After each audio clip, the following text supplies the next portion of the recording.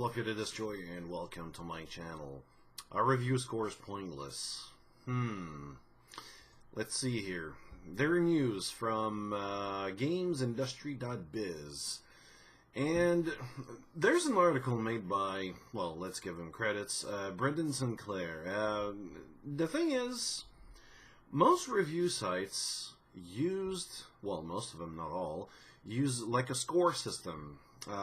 X out of 5, X out of 10, out of, well, I don't know, 100.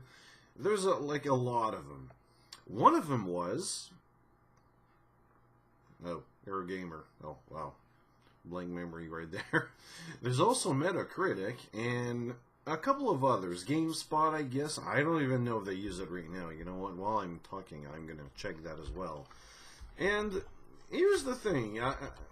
I never understood that kind of system. But before saying that, which I know why today, before when I was really young, fuck you, I'm old. Yeah, whatever. I was part of the game that, hey, let's look at a review. I saw the numbers. There was an article there. Most of the time there was like a little summary with what he did liked and what he didn't like, pros and cons or whatever. A little summary of like a too long didn't read kind of version. And that seemed to work for me. I looked at the numbers, the pros and cons, and that's it. I didn't read the article. I was like that. I'll be honest, I was like that. I'm guilty of that. Not anymore, though. No, I totally changed on that aspect. If I want to buy a game, I want to make sure that if it's good or not. And I'm not even going to ask one of my friends, hey, what do you think about the game? I might, but if he tells me, well, I liked it, I'm just going to disconnect. Like, whatever he's going to say to me next, I'm not going to care. Most of the time. I'll be honest here. Like, some people sometimes I'm going to ask, just to know their answer. What do you like about this game? And then he says, I liked it. But that's it. Or, I really liked it, the graphics were good. Okay. Care to elaborate on that? Like, I told you, I asked you a question, what do you like about the game? Why do you like this game? Don't tell me it's just because of the graphics. I find a lot of games really, they like, some of them have really good graphics, but I don't even give a crap about them. I think they're bad. So, I'm looking for, like, a full opinion on the subject of gaming, or, well, on the game titles that I buy. Unfortunately, it doesn't work like that. Here's how the human mind works. I'm not a psychologist, I'm not an expert, but when you look at a review, let's take a look at one here. For example, Total War, Rome 2. You can look at the Angry Joe video. This is I'm probably going to link it. It's going to be in the description. One of the biggest failures in Rome 2 was the pathing system. Like you see a lot of times in his video, you see a group of soldiers just running around in circles. That was the pathing. It was bugged as shit. Really, really bad. And most users gave it like a complete 0, 9, or 1, or they didn't really give it really good numbers. And like you see this and you say, well, okay, the game's shit. And then you see other kinds of reviews. 100, the digital fix. Rome 2 is a testament to all of its great, about PC gaming, and should be a must-buy for all for all of its followers. 100. Okay, how did you come to the conclusion that 100? Like, okay, I would probably tell myself, because it's like that every time, I want simplicity. This is too long to read. I'm not going to click on read the full review. I could do that, which I did right now. And let's take a look at it. Yeah, this is, wow, really long. Couple of pictures. And, wow, this is really long. Some people might get offended by the length of the text, which a lot of are. So, why would I read this? I just want a number. I just want a summary of it. There's no summary. Which leads me to the point of saying most people No, I can't say that now. Let's say some people I was guilty of them, so at least one person looked at the numbers and said, well, okay, 100 or 8 out of 10. Okay. Because to me, like a long time before, if it was 7 out of 10 or less, I wouldn't buy it. Like 70% or less, I wouldn't buy it. I'm not even going to read the text. I was like that. And why is there a scoring system? And also, when you look at it like in another way, I don't know, I'm just hypothetically speaking here. You play Battlefield 3, you make a review, you say 10 out of 10. The game is perfect everywhere. Graphics, no glitches, graphics perfect, gameplay, 100%. You might even give it like 11 out of 10, but scoring system says 10 maximum. So, now, a year later, Battlefield 4 comes in. Let's say it was perfect. Everything's perfect. What do you give it? 10 out of 10? 9? 11? Well, no, not 11, but what? So, what do you give it? Like, if you give Battlefield 4 a 10 out of 10, what does that make for Battlefield 3?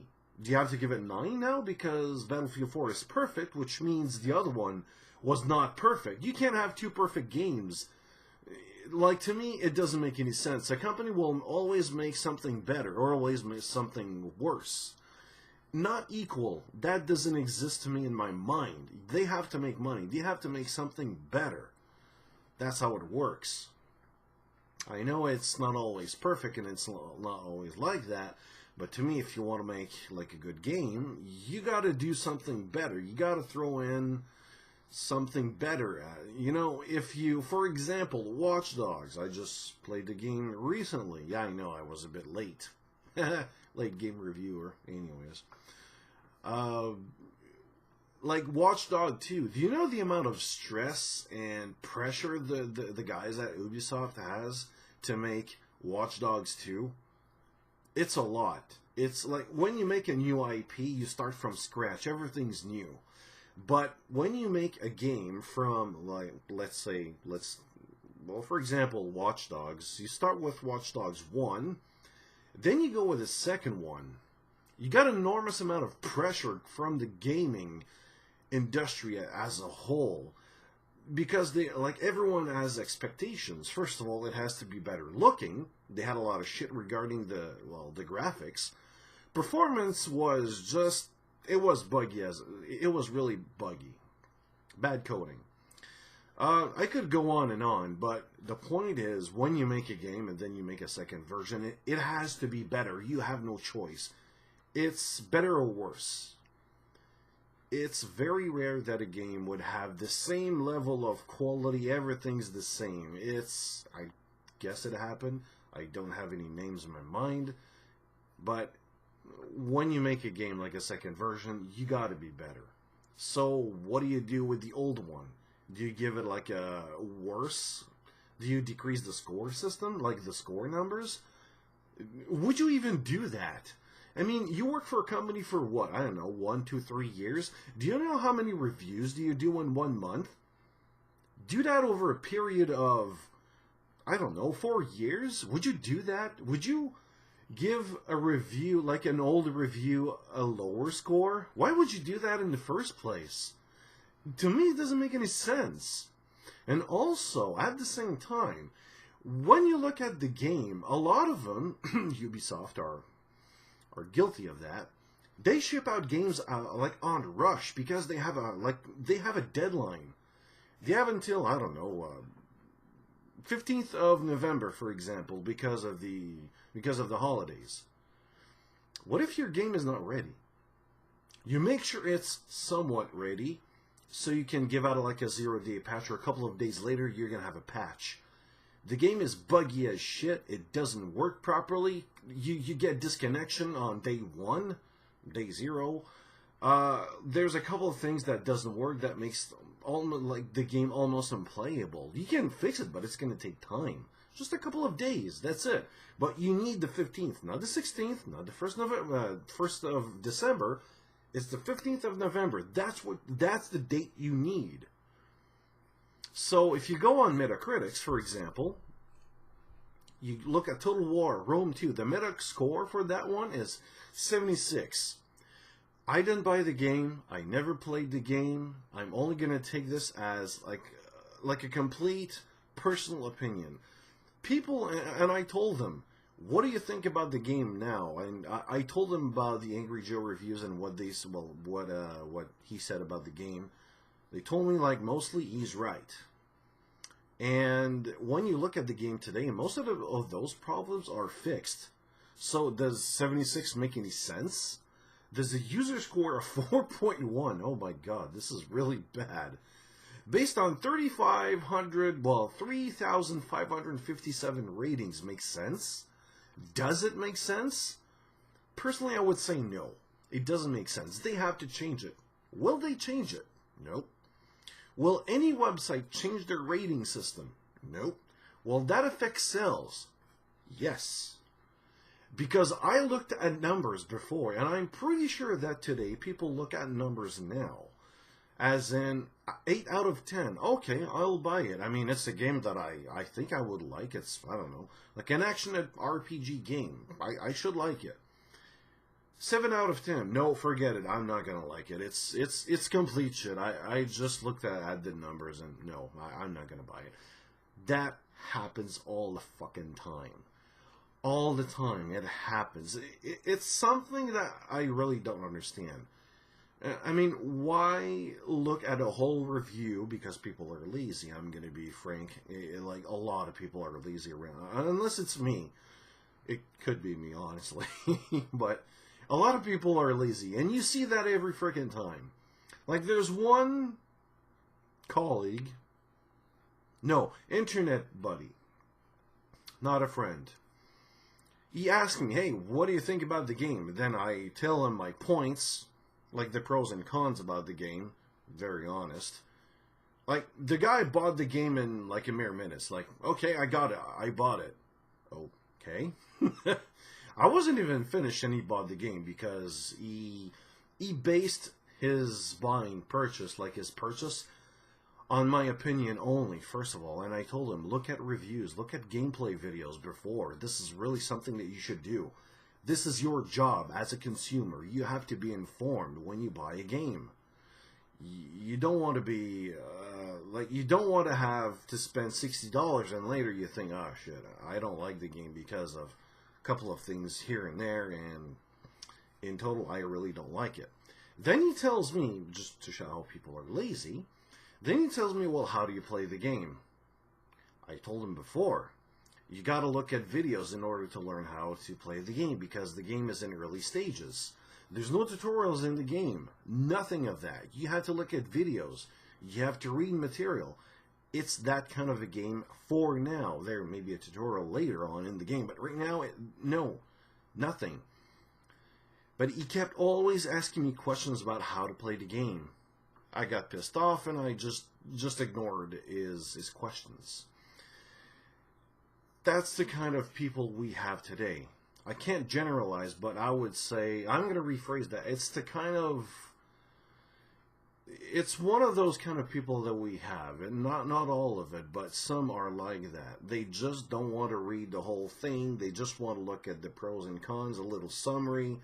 One number, that's it, nothing more. It pisses me off a lot because it affects sales. There's also the fact, I would say this as a rumor, but companies are working, well, not working with Metacritic, but looking at Metacritic, and they say, well, you guys, game developers, you got to have a, 75 scoring on Metacritic, and you're going to get a bonus. If not, then you get no bonus and you don't get paid or whatever.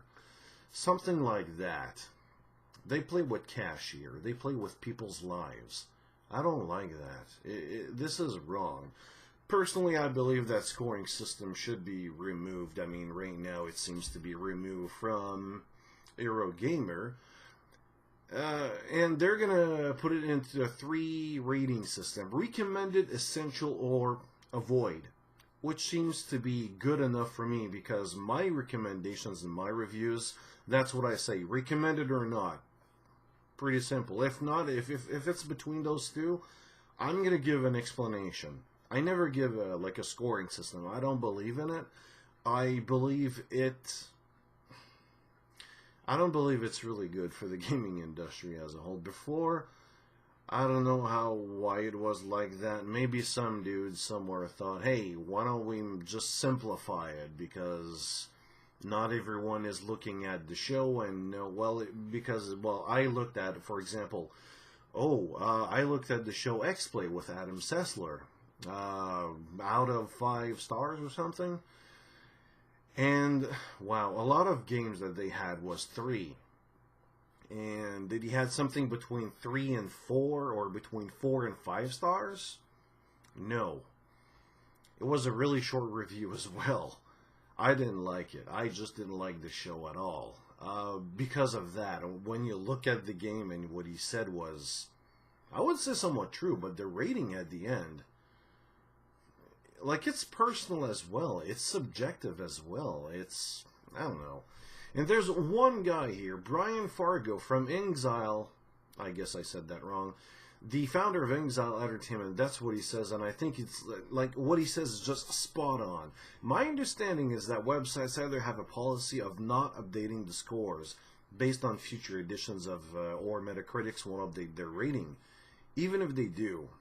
Okay, that phrase is not right, but anyways.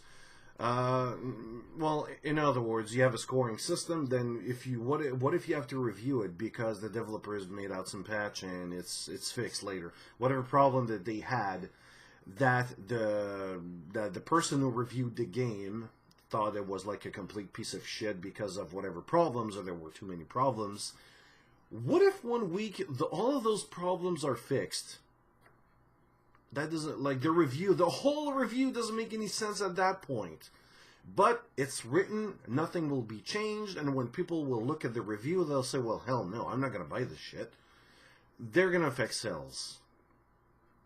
But still, you have to change the review, not the whole number. So, it's not only the numbers that will affect the sales, it's the review as a whole. It has to change. And then he says, with that in mind, I prefer that gaming sites uses a summary system and let the player give it a score if they want to. Yes. Games are more of a service than in the 90s, and certainly more complex. The updated versions of games could be light years ahead of the original release. Hell yes. It could be a complete piece of shit on day 1 of release, and then it could be really something awesome and like perfect, but it's too late. Like, it could be too late. Like, the shit has already hit the fan. Light years ahead. Before, I mean. Developers should be rewarded for continuing to support their games long after launch, and this goes a step towards that. Yes, and that's what I want from the gaming industry. You make a game, please support it later. I'm going to reward you later on if you support your game. And to me, that makes sense. What if a game has a certain problem? Later on, you want that problem fixed. Like, it makes sense to me.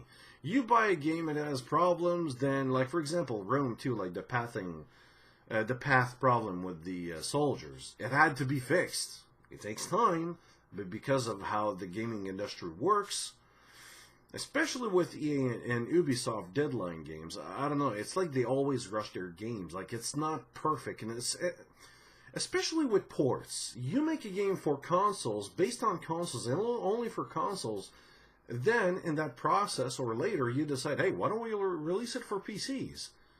They port it to PCs, and it's full with bugs.